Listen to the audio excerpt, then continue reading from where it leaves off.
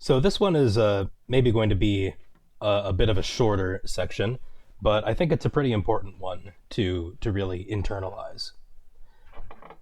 So this is a guy that we've seen before. This is a geometric series where a and r are both 1/2, and since the absolute value of r is smaller than 1, the series converges to this, which is equal to 1. So this is a convergent series. Now, what about this series?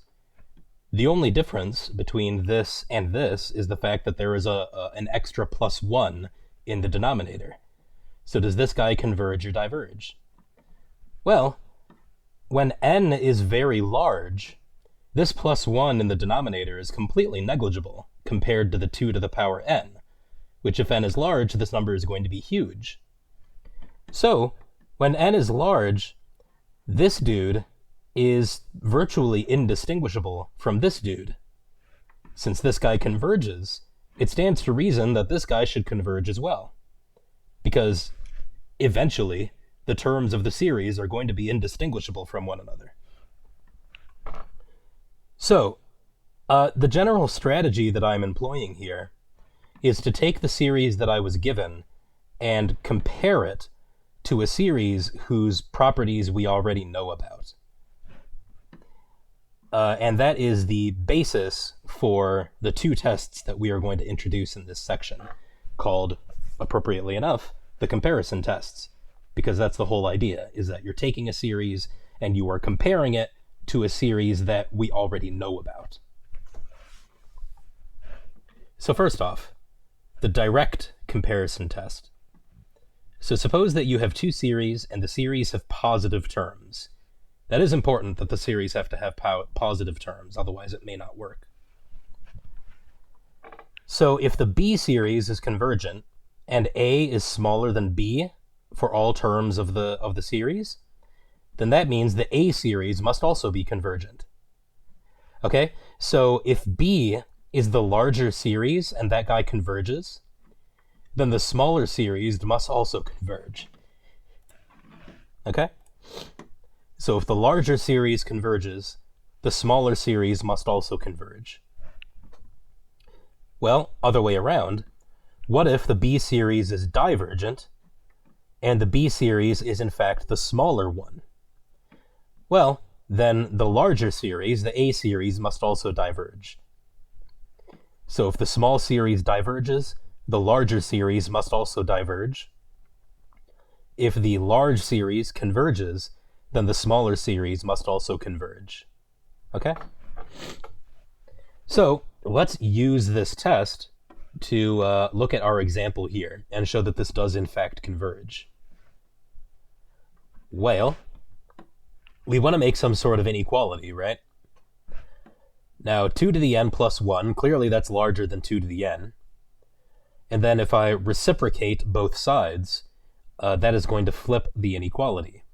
So 1 over 2 to the n plus 1 is smaller than 1 over 2 to the n.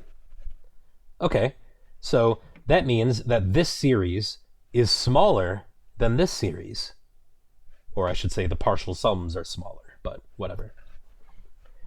Now, since the larger series converges, that means the smaller series also has to converge. That's what the direct comparison test is telling us in this first part here. So indeed, that's exactly what we expected to happen. We expected that this guy is going to converge because this plus 1 is negligible, but the real reason is because we can just compare them directly by way of this inequality. So, for the comparison tests to be effective, we have to take the series that we were given and compare them to a different series whose properties are known. So that means that we have to have a bunch of examples ready, a bunch of examples of series that we can just, pull out of thin air for us to compare things to. And as far as that goes, geometric series and P series are going to be convenient to compare things to, because we can determine the convergence or divergence of these guys just at a glance. So recall, a geometric series converges if the absolute value of r is smaller than 1 and diverges otherwise. So that is something you should be able to tell at a glance. And with the p series, that's similarly easy. So if this exponent p is larger than 1, then the thing converges. If it's anything else, then it diverges. So geometric series and p series are going to be the things that we compare to. Okay. So determine whether this guy converges or diverges. So for the direct comparison test, we need to come up with a series to compare this to.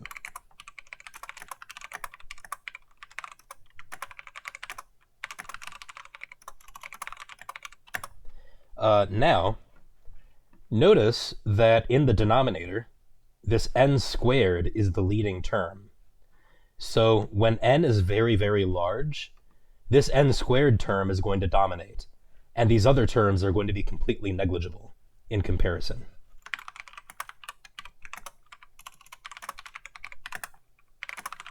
So when n is large, we have 2n squared plus 4n plus 3 is approximately 2n squared, right? The leading term is going to be the dominant one, and the other terms are going to be negligible. So this gives us an idea for what we should compare our series to. Namely, we should compare our series to the series we get when the 4n and the 3 are just neglected.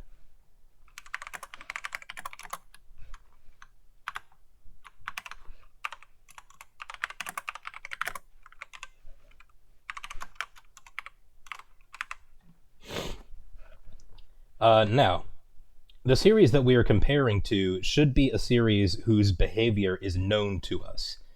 And indeed, we know exactly what this series is going to be doing because, well, 5 over 2, that's just a constant, so we can pull that out.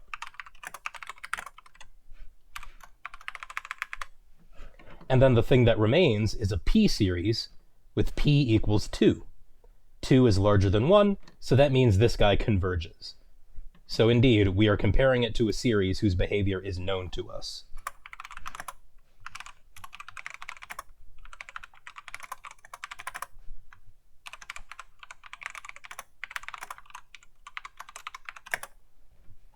Okay, now we need to come up with an inequality, right? We need to come up with an inequality that compares the terms of our series somehow. Now, when it comes to making inequalities, I like to start with with an obvious fact. Like for instance, when we came up with the inequality here, I started with the obvious fact that 2n plus 1 is larger than 2n, and then I just did algebraic manipulations to make the terms of the series appear. So let's do something similar here.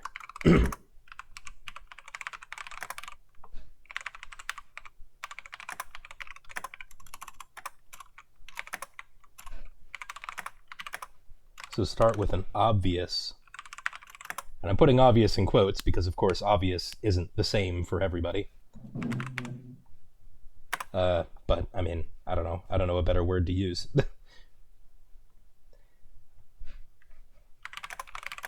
And then apply algebraic manipulation to get the terms of our series to show up. So, so here we are comparing this dude with this dude. So what is an obvious fact that we can start with? This fact here can give us a guide, because certainly one obvious fact is that when n is positive, which it is, because it's starting at 1 and only getting bigger from there, when n is positive, this dude is larger than 2n squared. So already that makes an inequality show up.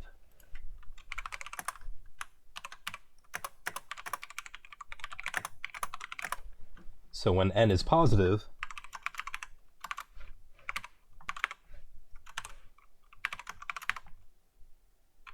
that is the case.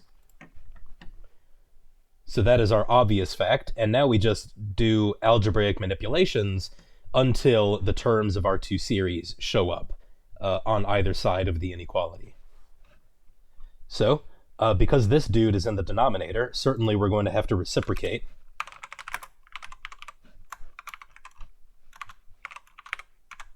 And reciprocating causes the inequality to flip.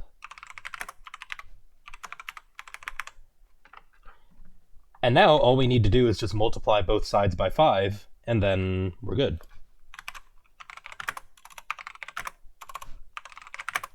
You know, 5 is a positive number, so that's not going to change the inequality anymore.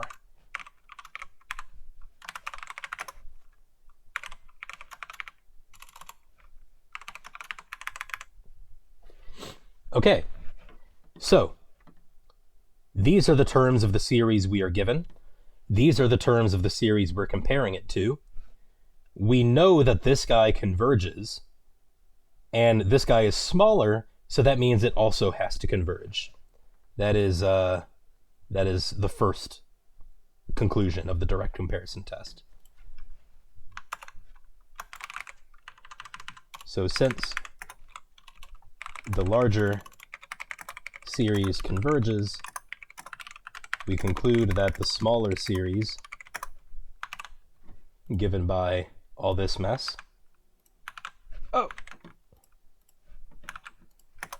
converges as well by the direct comparison test.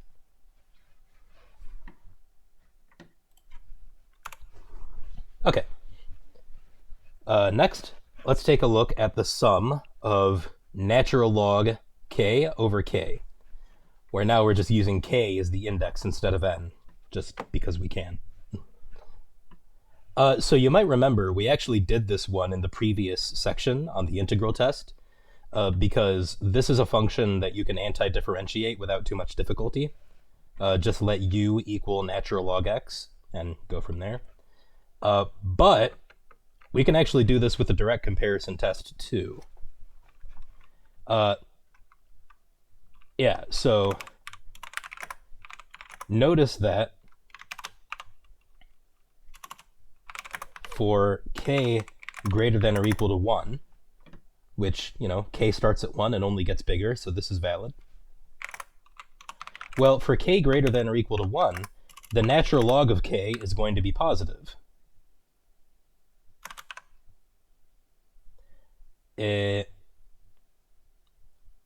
Actually, we need to do more, because here's what I want to do.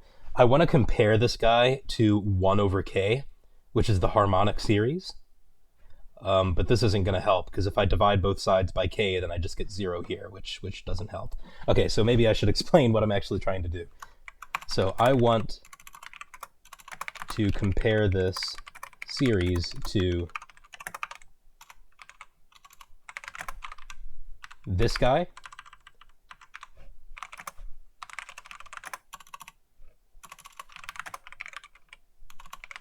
the harmonic series, because this guy I know diverges.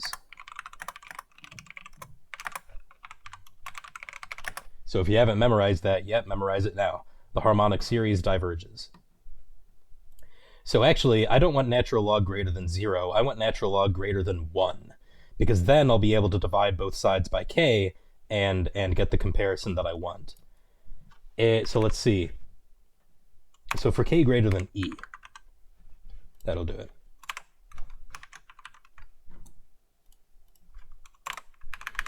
Right, because the natural log of e is equal to 1, and the natural log only gets bigger from there. Consequently, divide both sides by k. Oh my god.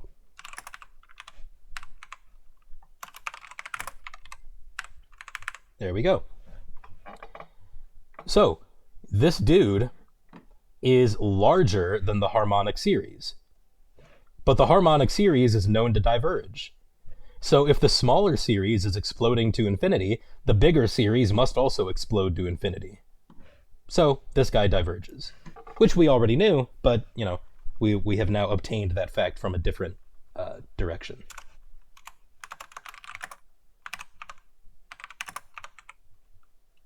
So yeah, so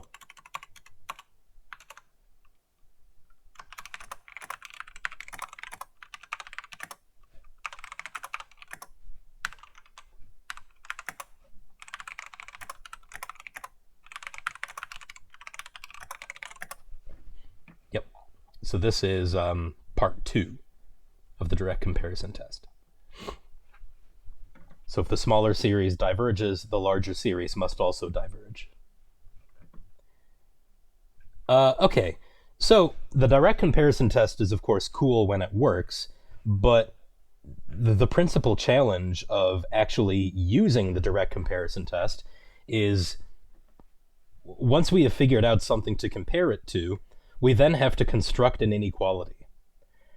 And this inequality either might be really difficult to construct, you might not necessarily be hit with the inspiration to do so, or even worse, the obvious inequality, so to speak, might be an inequality which gives you no information whatsoever. So, for example, let's go back to the example at the beginning of this section, the 1 over 2 to the n. We know that this guy converges.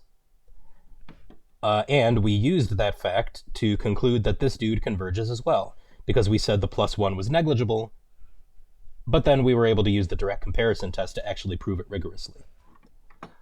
So, what about the sum 1 over 2 to the n minus 1?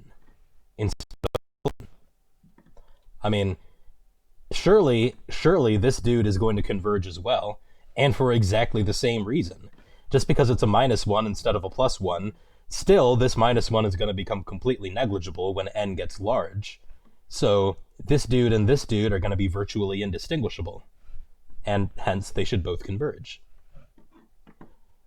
Well, let's try to use the direct comparison test to verify this intuition. Well, we start with an obvious fact.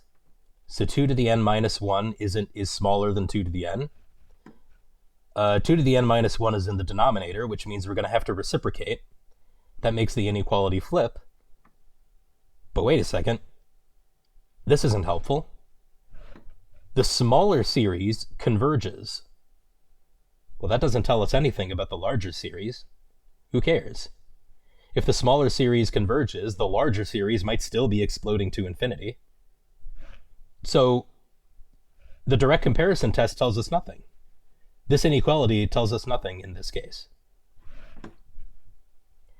So the direct comparison test has failed us.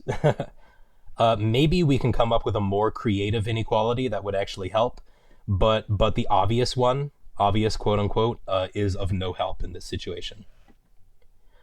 So rather than spend a whole bunch of time trying to come up with a better comparison, rather we are going to look at a different test. A test where the idea is still comparing different series, but it's much more robust, and in my opinion, it's much easier to use than the direct comparison test is in general. So this is the limit comparison test. So suppose that these are two series with positive terms. So I guess I didn't mention it, but yeah, these guys are all positive, so that's fine. A series with positive terms.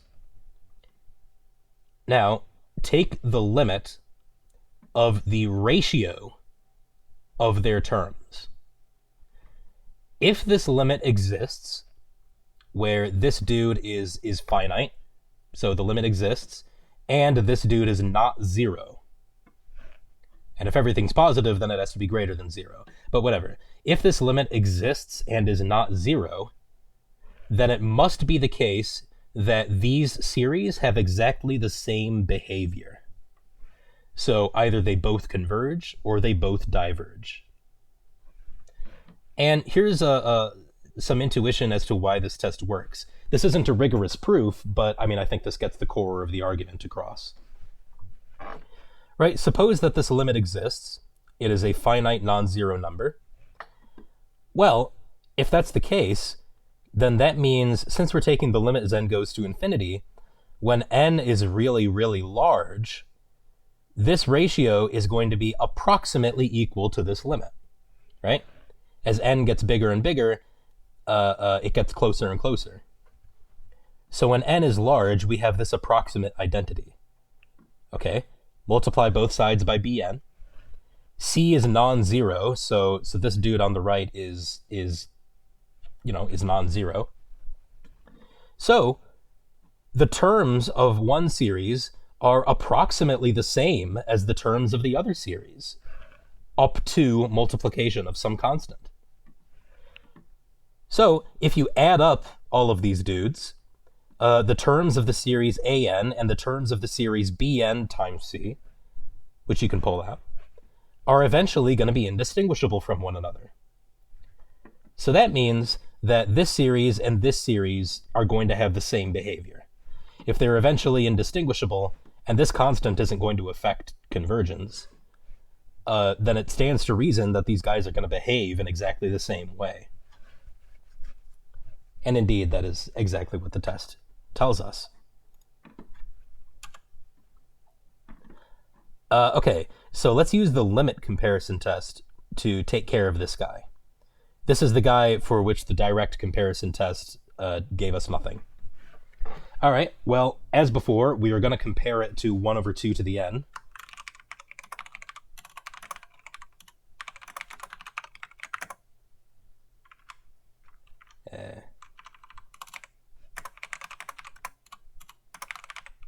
There, just being pedantic. Or rather, being precise with my language. Compare the terms of this series to 1 over 2 to the n. All right, so we're going to have to take the ratio of the terms of the series we were given and the terms of the series that we are comparing this to. Incidentally, it doesn't matter whether you do the numerator. It doesn't matter which one you let the numerator be and which one you let the denominator be. That's not going to affect the conclusion.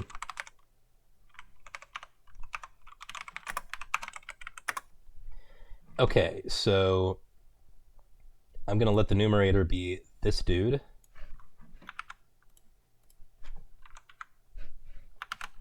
And the denominator is going to be the terms of the series I'm comparing it to. You could choose it to be the other way around. It doesn't matter. Okay, my copy-paste technology needs a little bit of work. So we got this fraction of fractions. Well, dividing fractions is the same as multiplying by the reciprocal.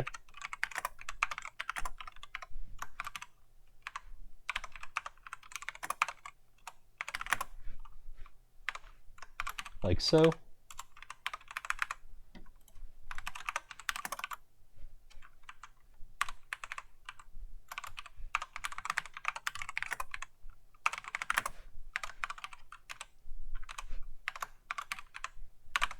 Now, how do we attack this limit? Well, we can do L'Hopital's rule, because it's going to infinity on the top and infinity on the bottom.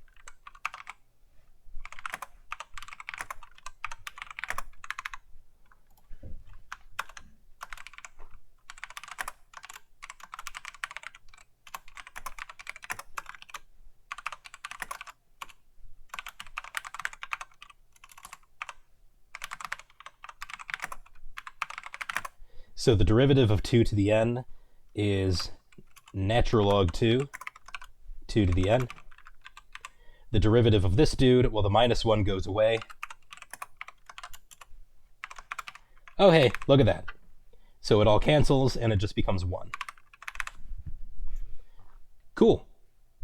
So the limit of the ratios becomes a number, which is both finite and positive. So indeed, the conclusion of the limit comparison test holds.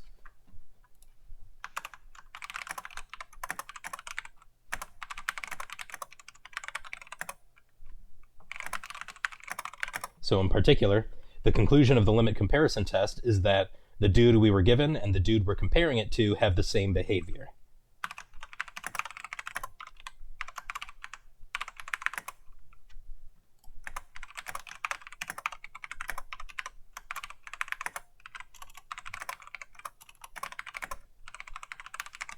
in particular, they both converge. So this guy is known to converge. That means this also has to converge.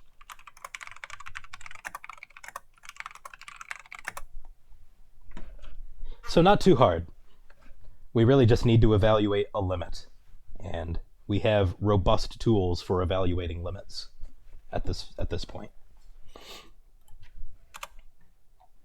Next, let's figure out if this mess converges or diverges. So what the heck are we going to compare this to? Well,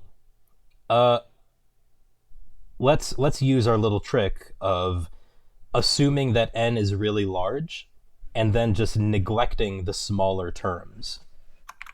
So we look at what we get if only the dominant terms are present, and then we compare to that.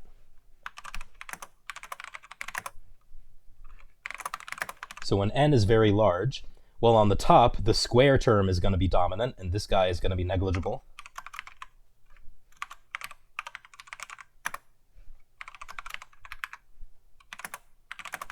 And on the bottom, the n to the fifth term is going to be dominant, and the 5 is going to be negligible.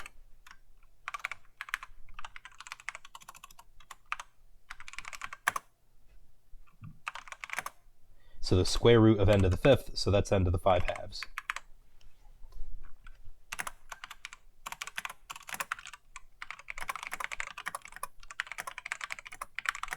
So we will compare the terms of our series with 2n squared on the top, and n to the 5 halves on the bottom. Which, incidentally, we may as well clean this up a little bit. So 5 halves minus 2 is 1 half, like so, right? Right, because 5 halves minus 2 is 5 halves minus 4 halves. So, okay, yeah.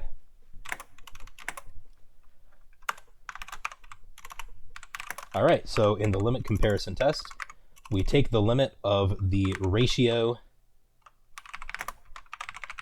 of the series we were given and the series we're comparing it to. So here's what we were given, and here's what we are comparing it to.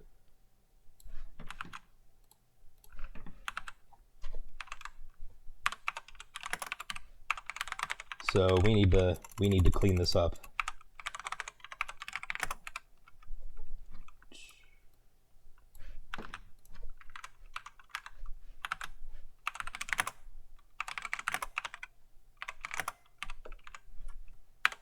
Okay.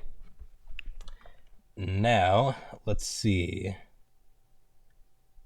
The presence of these square roots is vexing me.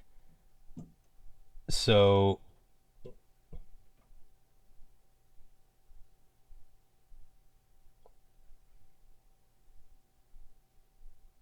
so how about this?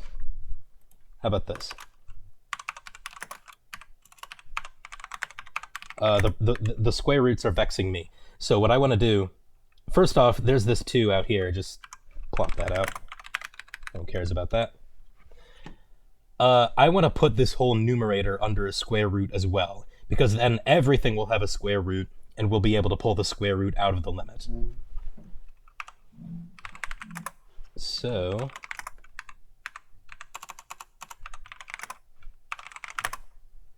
this numerator is the same as square root 2n squared plus 3n squared, right? Because then the square and the square root will cancel.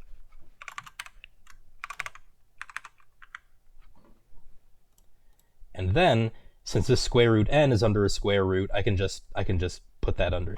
I can put that under here. There we go. Okay, so now everything is under a square root, which means that now I can pull the limit underneath the square root, because square root is a continuous function, so we can do that.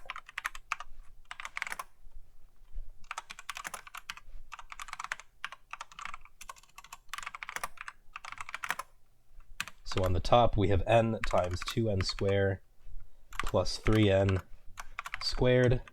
On the bottom, we have n to the fifth And I'm just writing this in descending order. Okay, so now what is this limit? Well, this is a rational function, right? We've got a big polynomial on the top, a polynomial on the bottom, so all we need to do is compare the degrees, and then that'll tell us what this is doing.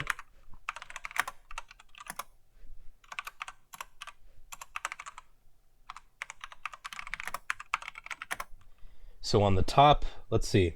So I'm going to do the algebra. So FOIL this out. We get 4n to the fourth times n, right? Times n, so that becomes to the fifth. Plus 12n cubed plus 9n squared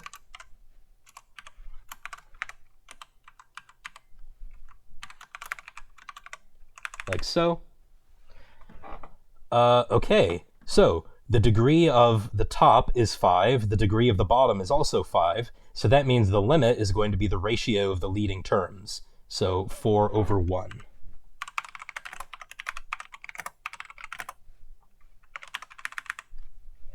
So square root of 4 is 2, 2 over 2 is 1. Cool.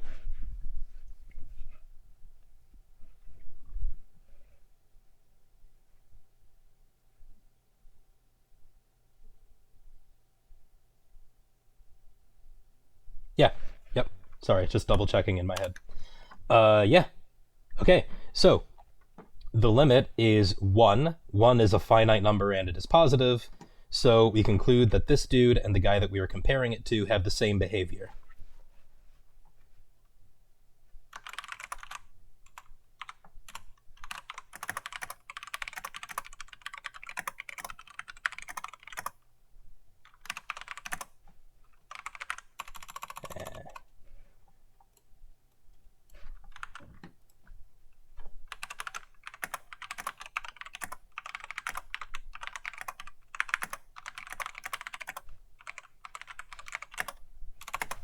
Incidentally, what is that behavior? We actually never mentioned. So is this dude going to converge or diverge?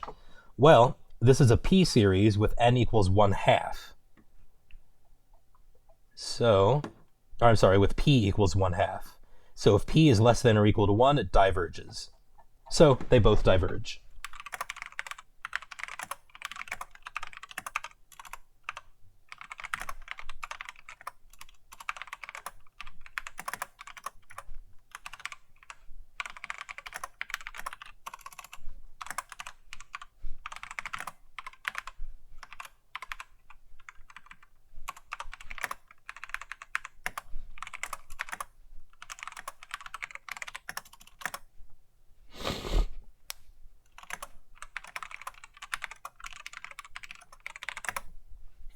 And it's always good to mention, because now that we're starting to get a whole bunch of different tests under our belt, it's a good idea to just mention which test you are using.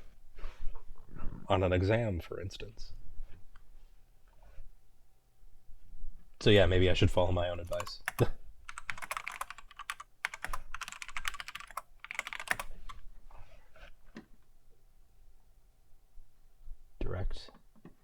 Direct. Okay. All right, so that's it for this one. Yep. I think the limit comparison test is almost always going to be easier to use, because instead of constructing an inequality, which I know is probably not like you probably have very little experience in doing something like that. With the limit comparison test, at least, you just need to compute a limit, which the algebra might be ugly, but I think it's fair to say that y'all have more experience computing limits than you do in constructing arbitrary inequalities.